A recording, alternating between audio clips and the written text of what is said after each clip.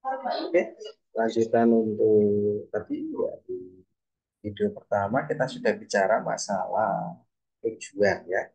Saya lanjutkan kaitannya dengan manfaat audit itu sendiri. Tadi kita sudah bicara masalah tujuan di mana tujuan terdiri dari berbagai hal. Kita bicara di manfaat.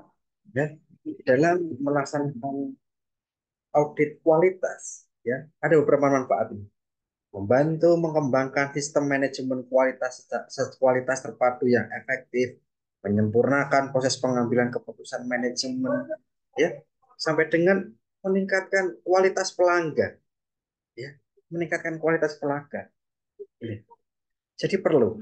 Makanya tadi saya bilang, kita menjalankan sebuah manajemen, ya, POAC, fungsi dasar manajemen itu tidak akan terlepas. Perencanaan sampai dengan kontrol di sini. Saya ingatkan kembali, kita di sini melakukan kontrol. Belajar masalah audit manajemen berarti kita bicara masalah bagaimana salah satu kontrol yang harus dijalankan oleh perusahaan. Ya. Salah satu kontrol yang harus dijalankan oleh perusahaan dalam menjalankan usaha. Ya, dalam menjalankan usaha. Nih, di sini, di dalam mengontrol kita bicara masalah kaitannya dengan kualitas. Ya, nah, di sini saya katakan, saya gambarkan bahwa bagaimana sih meningkatkan nilai tambah organisasi di dalam kualitas ini sendiri? Ya, yang pertama di sini dikatakan dijelaskan bahwa menyediakan informasi kepada top manajemen berkaitan dengan kemampuan organisasi untuk mencapai tujuan, mengidentifikasi permasalahan yang mana jika dapat dipecahkan akan meningkatkan kinerja organisasi. Catatan, jika dapat dipecahkan. Dipecahkan lewat apa ya? Lewat proses-proses audit yang kita jalankan. Ya, mengidentifikasi kesempatan untuk peningkatan resiko yang mungkin terjadi. Ya, resiko apa di sini? Resiko yang menghambat keberlangsungan sebuah organisasi. Meningkatkan kemampuan organisasi, menyediakan produk yang sesuai dengan spesifikasi pelanggan. Ya, produk kita itu mempunyai yang namanya nilai guna. Ya, nilai guna. Nilai guna siapa yang menyebutkan nilai guna ini? Siapa yang menyimpulkan nilai guna ini? Pelanggan. Ya, yang menyimpulkan nilai guna produk kita adalah pelanggan. Dilihat dari mana? Dilihat dari kebermanfaatannya. Dilihat dari perbandingan pengorbanan dia. Ya kan? Dia mendapatkan kepuasan seberapa sih terhadap tadi ya, terhadap pengorbanan dia. Kalau beli sesuatu barang dari terhadap uang rupiah yang dia keluarkan, ya. Makanya kadang kalau kita melihat orang-orang yang sana ya, ya, kadang membeli sesuatu dengan harga ratusan juta, puluhan juta, ya, karena dia merasa puas dengan produk tersebut. Makanya dia berulang-ulang puas, ya, puas terhadap prestis nilai tambah buat dia, ya kan, kepuasan buat dia, ya. Ini sampai dengan di sini meningkatkan kredibilitas tiga pihak dalam proses sertifikasi, ya, meningkatkan kredibilitas, ya kan, kredibilitas siapa yang mengkredibilitas ini? Kredibilitas itu kan pihak yang melakukan audit, ya. Jadi setelah dilakukan audit, ya kan, setelah dilakukan audit bagaimana sih keberlangsungannya perusahaan setelah dari proses yang ada, apakah terjadi peningkatan, penurunan dan lain sebagainya, ya. Itu Puan, orang di dalam melakukan proses audit akan muncul rekomendasi. Makanya di sini kemarin ya, waktu kasus pertama itu saya tingkatkan rekomendasinya, silakan ekonomisasi efektif efisiennya diperhatikan, karena itu nanti muncul rekomendasi di situ perusahaan harus bagaimana sih terhadap apa yang dinilai, ya, perusahaan harus bagaimana, harus menjalankan apa sih terhadap perusahaan yang dinilai, ini harus tepat, ya, karena ini akan dipergunakan perusahaan untuk memperbaiki selama organisasi yang dia sudah berjalan sebelum proses audit itu dilakukan. Ya.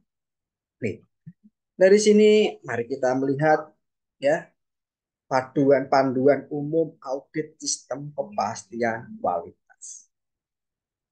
Dulu kita mengenalnya di ISO 9001 2008 ya. Di dalam ISO 9001 2008 itu ada 8 prinsip manajemen kualitas. Ya, ada 8 prinsip manajemen kualitas. Tidak ada salahnya saya menjelaskan walaupun sekarang kita sudah ke 9001 2015. Ya, 9001 2015. Apakah ini Pak ada masa berlakunya untuk ISO? Ada. Ya, rata-rata 5 tahun masa berlaku untuk sertifikat ISO. Ya, untuk sertifikat ISO. Kenapa sih saya menjelaskan sertifikat ISO ini pedomannya? Ya, karena sertifikat ISO ini sertifikat internasional yang sudah rata-rata dipergunakan oleh perusahaan ya untuk menunjukkan bahwa dia itu berkualitas. Ya kan? Dia itu ada jaminan.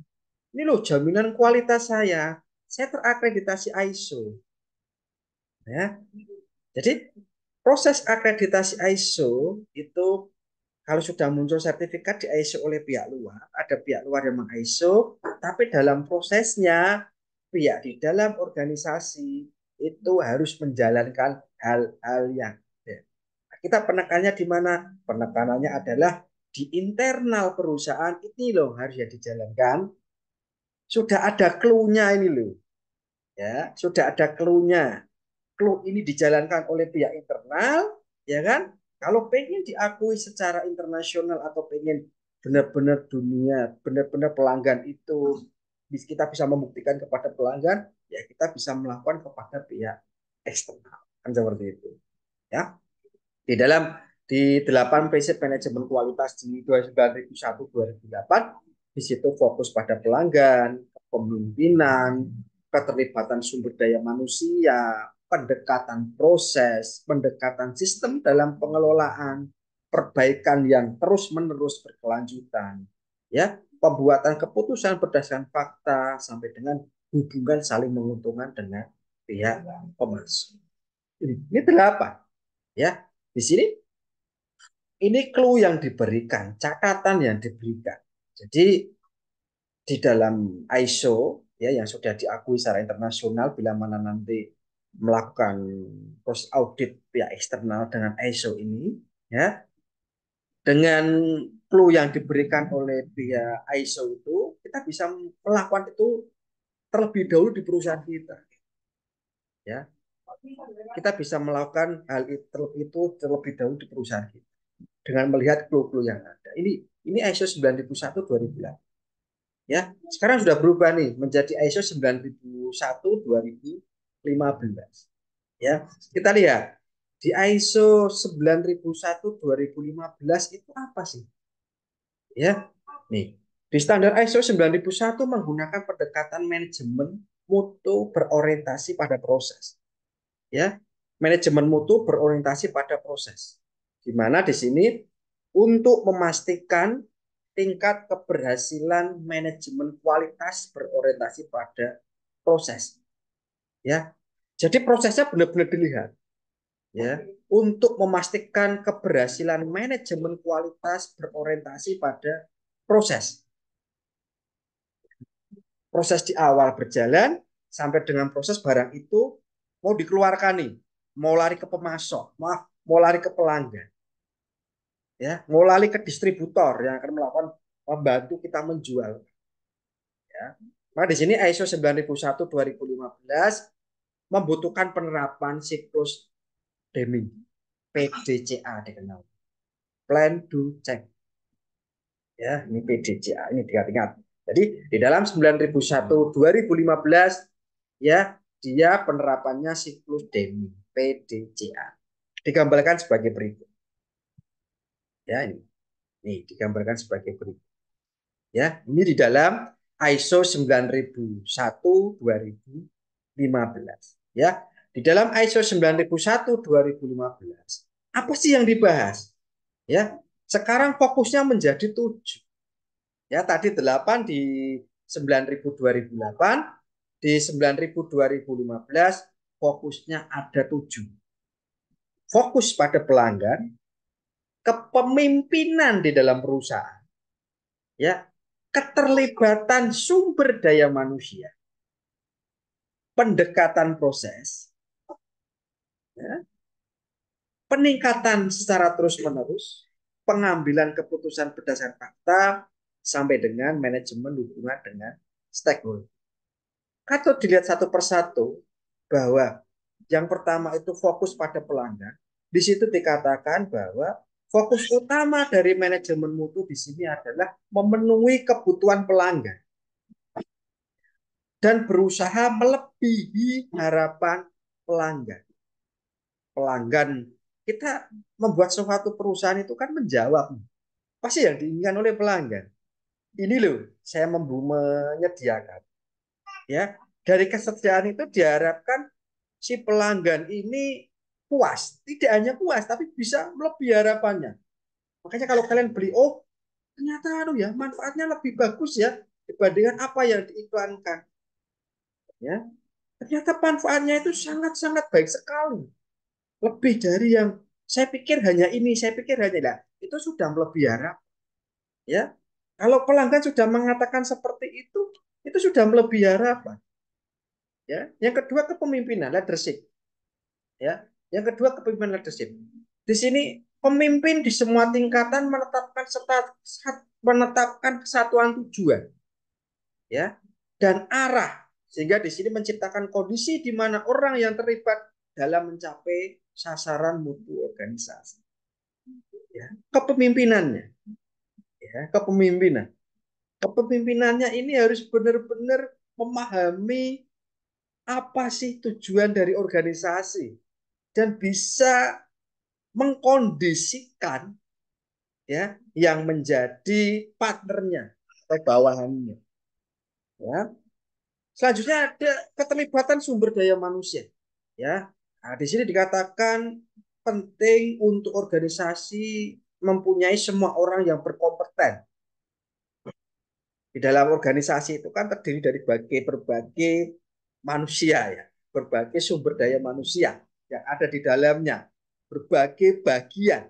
Ya, makanya diharapkan ini bagian-bagian ini kompeten, benar-benar diberdayakan dan terlibat, seperti itu. Ya, terlibat, diberdayakan dan terlibat. Tidak hanya terlibat, tapi memberikan nilai tambah, nilai guna bagi perusahaan. Ya, nilai tambah, nilai guna bagi perusahaan. Oke, nilai tambah, nilai guna. Oke, ini yang keempat, pendekatan proses. Ya kan, pendekatan proses.